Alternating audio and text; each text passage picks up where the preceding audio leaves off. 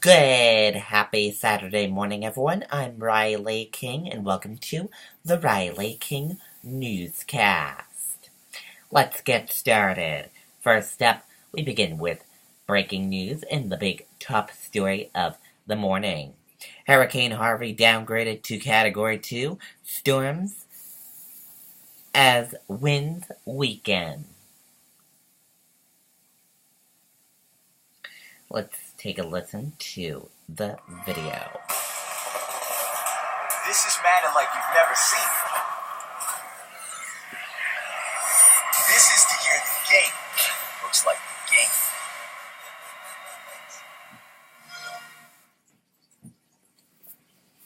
Breaking news as we come on the air tonight for this special West Coast edition.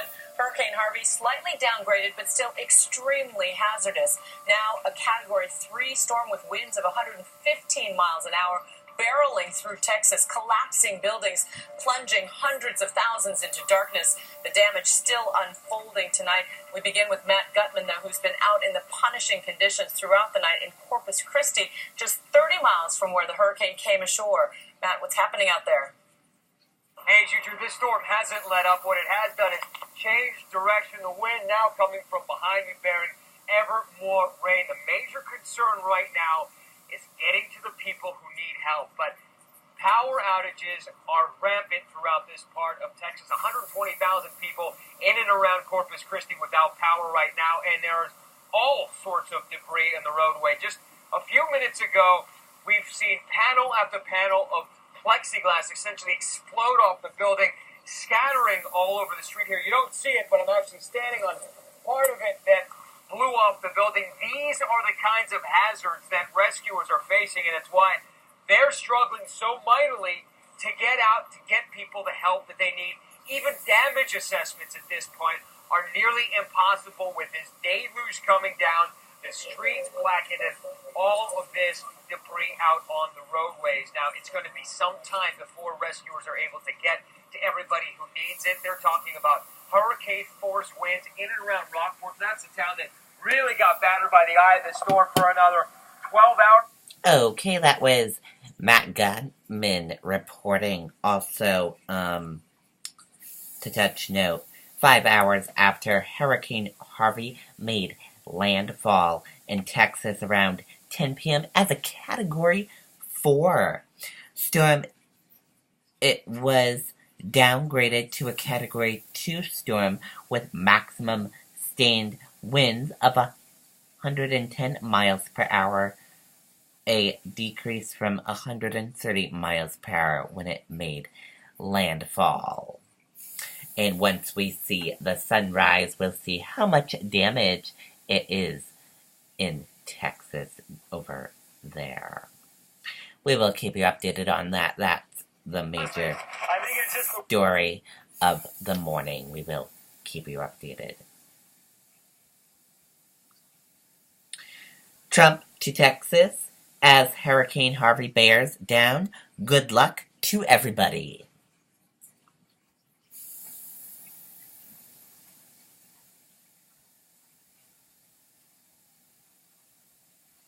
President Donald Trump has a message for Texans in the path of Hurricane Harvey. Good luck.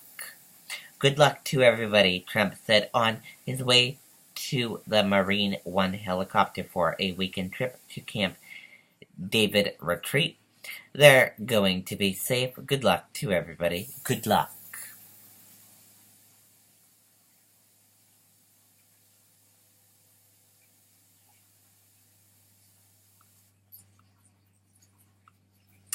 Granite staters in Texas for Harvey.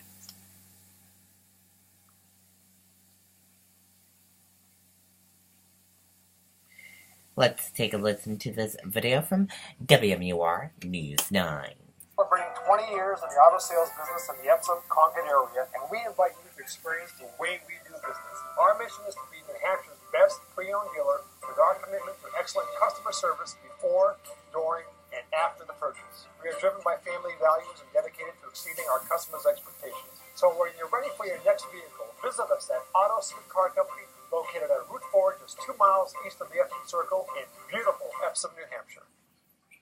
And Shelley, the people we talked to tonight are not in mandatory evacuation zones, but they are watching closely in case that changes. Tonight, they plan to ride out the storm.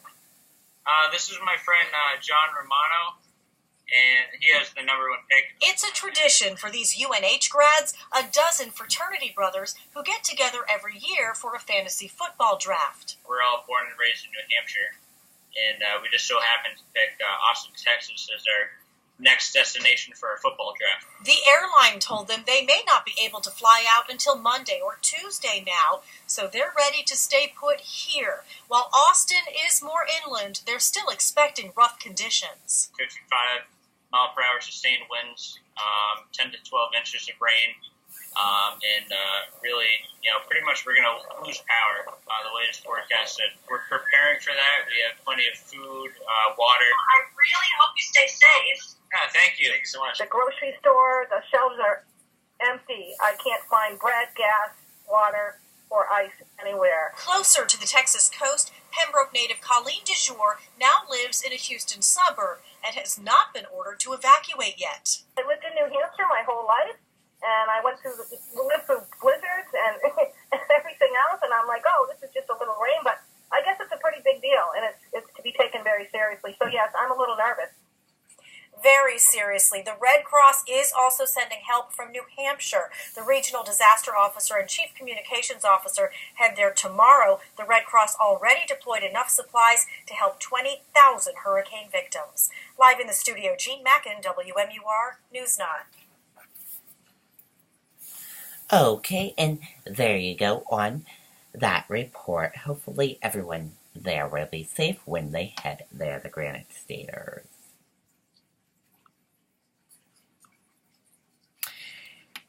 State's High Court rules on bail impact on poor defendants.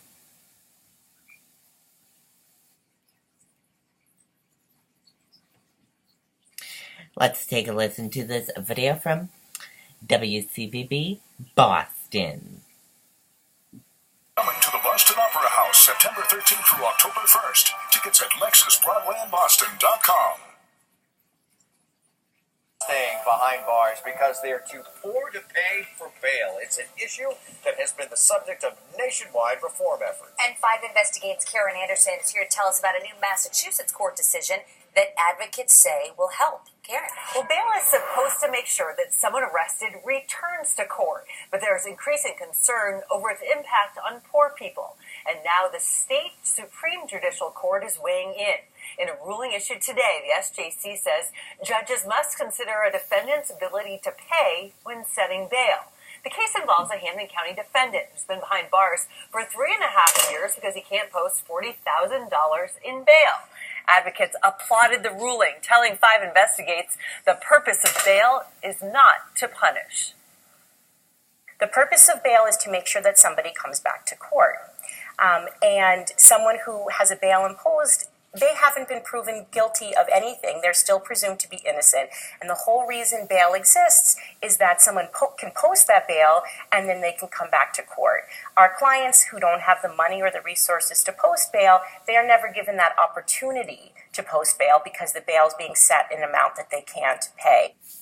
Now, Attorney General Maura Healey's office tells us the AG supports the ruling, saying it ensures defendants are not punished for their poverty. Karen Anderson, 5 Investigates. Okay, and there you go on that report.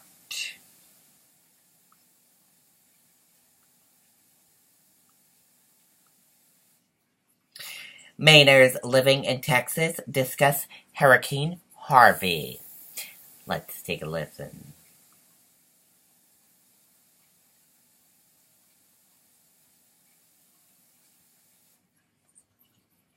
Superior HD picture and sound and the fastest internet starting speeds for the price. Plus, Spectrum Voice lets you talk all you want with unlimited nationwide calling. Spectrum TV, internet, and voice. $29.99 per month each.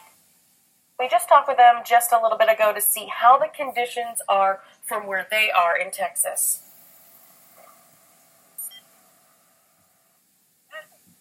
outside it's been hectic with the people, but the weather, it's not been that crazy. Robert Murphy has been living in San Antonio for 3 years now, originally from Bridgeton. Today, he's been getting ready for Hurricane Harvey, like many others. The grocery store was jam-packed. There was literally no water. The gas stations, I had to go to one of those as well. The 7-Eleven, it took about 30 minutes. He says the feeling is sort of like before a major snow event here in Maine. Also today, traffic backed up on the highway as people from the Corpus Christi area make their way inland.